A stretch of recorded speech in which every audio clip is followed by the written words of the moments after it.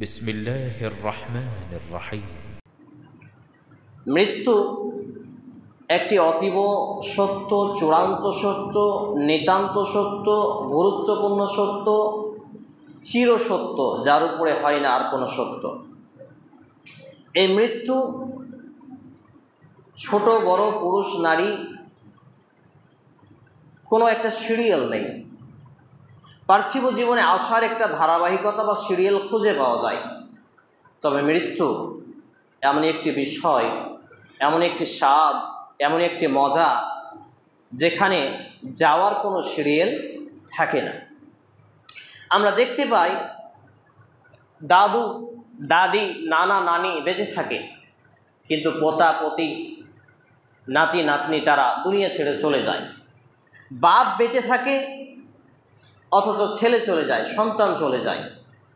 এই রকমভাবেই প্রতিনিয়ত আমাদের জীবনে চিরসত্য, চূড়ান্ত সত্য, নিতান্ত সত্য, অতীব সত্য, গুরুত্বপূর্ণ একটি সত্য বিষয়, সেটা হচ্ছে মৃত্যু, মৌত, মরণ, ডেথ ঘটে চলে।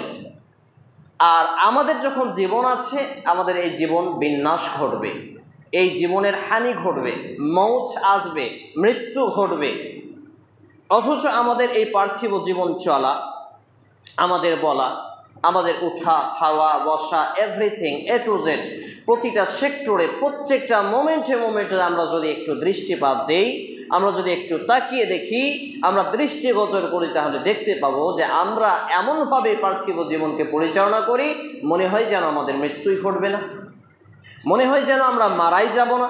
আমাদের এই আলিশান জীবন, এই প্রাসাদ, এই বাড়ি গাড়ি, অট্টালিকা, এর যে প্রতিযোগিতা আমাদেরকে মহাচ্ছন্ন করে রেখেছে, হাত্তা যুরতুমুল মাকাবির, যতক্ষণ পর্যন্ত আমরা কবরে চলে যাচ্ছি, যতক্ষণ পর্যন্ত আমরা না কবরে চলে যাচ্ছি। আল্লাহ তাআলা এই কথাই জানিয়েছেন সূরা আত-তাকাসুর 102 নম্বর সূরার 2 নম্বর আয়াত।